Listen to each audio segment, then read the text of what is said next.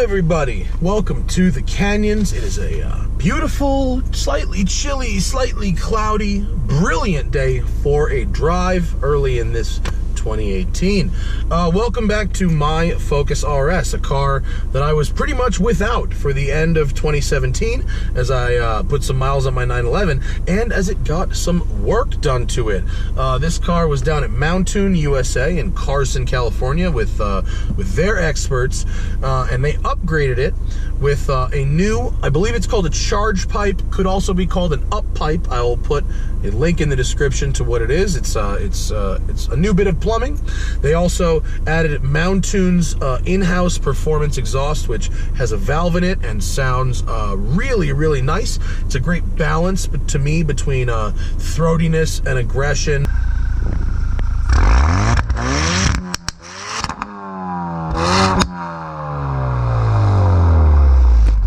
But not enough drone, or not, excuse me, not too much drone, and it's not intrusive. It adds to the driving experience, which I like. Magnaflow's exhaust, which I had before, was a very nice, well-made piece of hardware, but it wasn't very loud. It was pretty much sounded the same as stock, so I wanted a little more aggressive, so we went with that. Most importantly, finally, we have fixed the ride. Now, while it is frustrating that the Focus RS doesn't come with a great ride from the factory, they, within their cost structure, chose handling and, you know, motorsport feel over everyday ride quality. Being an RS product, I understand, but the fact is this car rode like shit on the street. So I worked with KW via Mountune to install the very first set of their prototype dynamic damper control system in this car. Now, this is an adaptive replacement coilover. It's the shock, it's the spring, it's the whole deal. It looks nice, cool, good quality parts. It's just under $4,000 for the parts alone, and the goal is to improve the ride quality. And we're gonna drive and talk now because I'm tired of sitting here.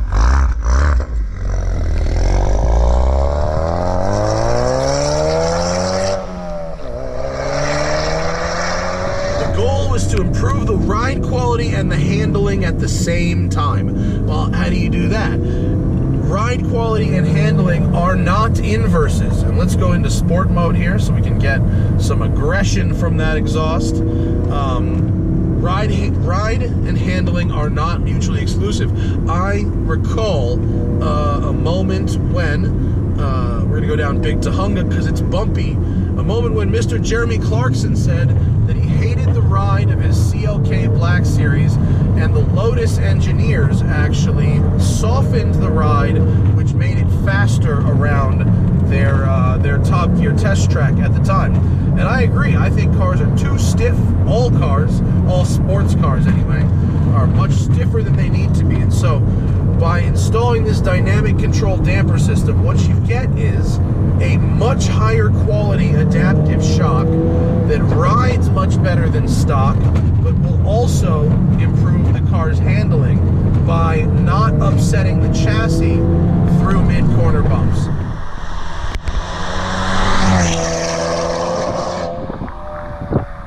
And so far, I've put about 1,000 miles on the system. I am, no joke, I got it for free, okay? I didn't pay for it. So you can say I'm biased or whatever. I'm blown away. At first, they set it too low. I didn't want to drive a lowered car, so we settled at a ½ inch lower than stock, which so far I've had no rubs, no problems, no bottoming outs. But really, the way that this handles bumps on the street, potholes, ditches, the uneven expansion joints of the 405 freeway, smooths them right out. And then up here in the canyons, this road especially, that's a singer. We're gonna stop because that's a singer. And you want to say hi when you see a singer. Why don't you want to say? Look at a great color combo too. We'll go back up, but up here in the canyons, this road is particularly bumpy, and so when you have a suspension that is stiff and bumps your car around, Focus RS has terrible turning radius, you feel a loss of control. You don't have that precise body control you want. Whereas if you have a really high quality shock that is damping that, so you get one down, one up with every bump, that's a good system. That is a singer, isn't it?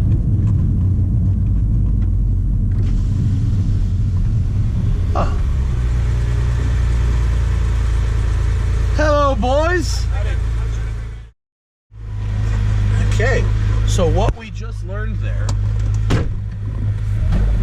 Mind if I go in front of you so I can whip?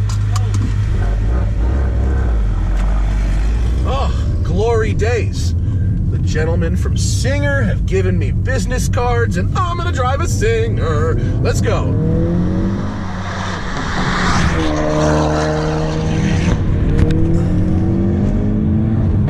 Where was I? Oh, the suspension. So what you'll see on this road, which is the bumpiest canyon road around, is the way that it controls the body of the car, and you just don't get the bounciness. It's this one up, one down, very lovely. We have the newest round of Mountune software in this car for the 91 octane, and yes, stick. Now I gotta tell you, I just got out of the Gunther Works 400R crazy 911, and I let the creator of that car, Peter Nam, drive this car, and I said, you gotta have a go in this. And he got out of it, and he went, wow, the turn in, the steering is so sharp. And I agree, the turn in and the steering feel of this RS is really where it's at. The good news is the suspension really hasn't affected that at all. The steering feels exactly as it should. There's a little bit of road works here we may have to work our way through. It hasn't affected it at all, which is great. We got an alignment at West End alignment, which is a performance street alignment. It feels good. Thank you, guys. Thank you, sir. It's not crazy, you know, camber or anything like that. Just normal street alignment. And I am still on the original Pilot Super Sports that came with the car. 9,525 miles down the road. And now this is clear, and we're gonna go quick. This section is a little bumpier.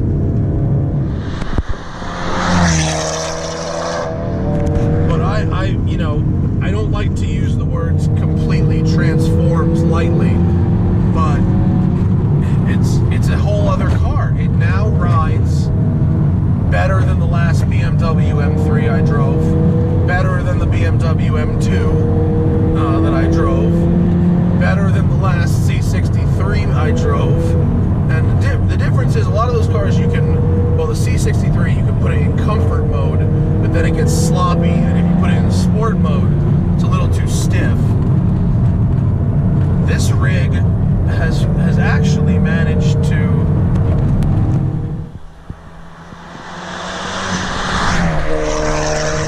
just make the ride really, really good, without giving up the handling. Now I'm going to go into track mode here.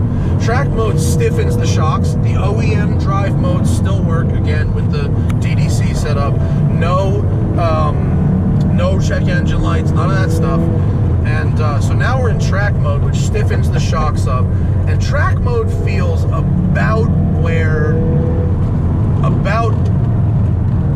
no, it's not. It doesn't feel like the stock suspension, because the stock suspension was bouncier. This, I now am feeling not only the bumps in the road, I'm feeling the cracks in the road too.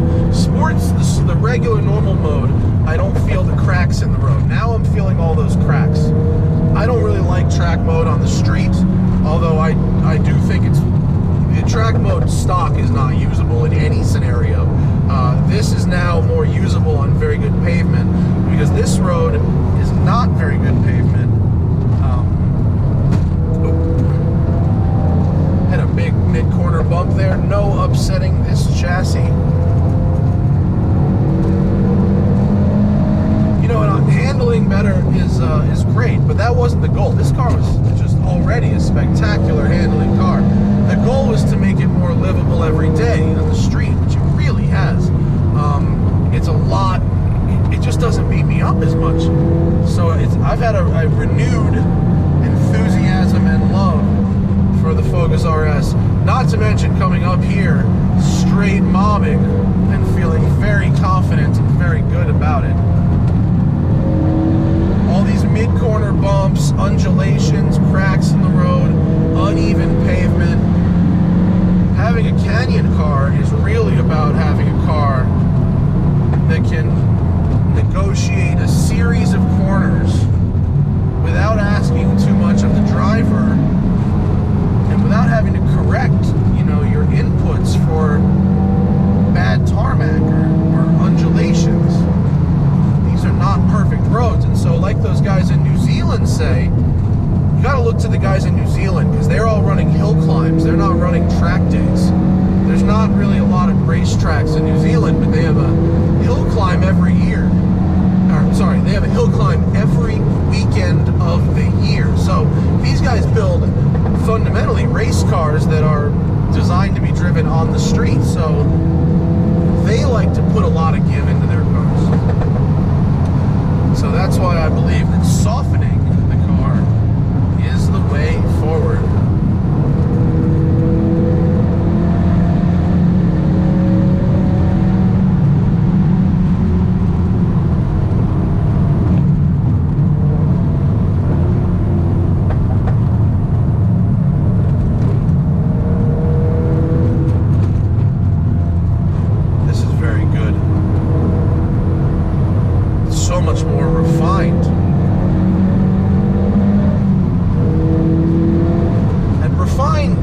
Doesn't necessarily just mean like more luxurious. That's not the point of refined.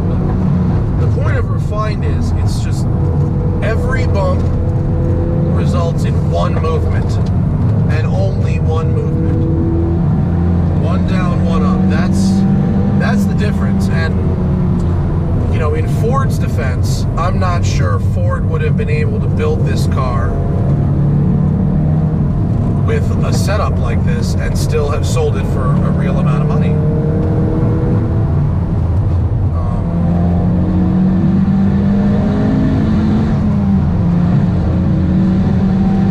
God, this car is so fast.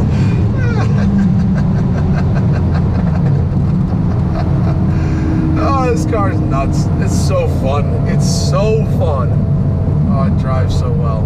I think if Ford put this kind of setup in this car, they could have. They're not incapable of designing this sort of a system. They needed their car to be competitively priced with the other cars, and they made certain decisions within their cost structure that resulted in the Focus RS we got. I wanted my Focus RS to be a little more streetable without losing, you know, again, that motorsport feel. The thing that I like most about the RS over, say, the Golf R is that the Golf R feels like a fast Golf, whereas the Focus RS feels, to me, more like a motorsport product. And even if that motorsport, even if that is just theatrics and it's not real, I still enjoy the theatrics. I'm okay with the theatrics. So I think the little steps we've taken, you know, with Mountune and this basic bolt-on performance package, intake, up pipe, intercooler, catback exhaust. We're not running a downpipe. We're still running cats. And the tune, you know, that results in a very healthy bump in horsepower, torque, and then the dynamic damper control system. It completely transforms the ride of the car into something much more refined and much more on the level of an Audi RS product or a higher end BMW M product in terms of ride quality. So thank you to KW for allowing me to have this system and to try it, and thank you to Mountune for doing my install as well as these parts. Oh, lastly, before we get out of here, of course, have to address the very silly head gasket issue. By now, it's not very silly, it's a real issue, and it's happened to a few cars. By now, of course, we've learned what caused the head gasket issue. Cars got Mustang head gaskets instead of RS head gaskets, and even though they both run 2.3 EcoBoost motors, they're not exactly the same. And so some cars got the wrong head gaskets, and That's definitely a fuck up at the factory. But one thing it is not an indicator of an underlying design flaw. It's not like Porsche's IMS or even Subaru's had gasket issues, which is really something that is much more widespread and an ongoing engineering design issue. Some cars got the wrong parts, and that sucks, and that's stupid for Ford, but it's not an indicator of this being a ticking time bomb of an engine. To that end, I had a Blackstone oil sample done at my last oil change, and my car is fine. There's nothing untoward in my oil. There's no coolant leaking. My coolant wasn't low, and so as of right now, my car does not seem to be affected, like 97.5% at least of the Focus RS is on the road. So anyway, that's what I have to say about that. Thank you for watching. Thanks to Mountune and KW, and thank you in advance to the Singer guys I just ran into who are going to let me have a go in one of those. And I'll see y'all later.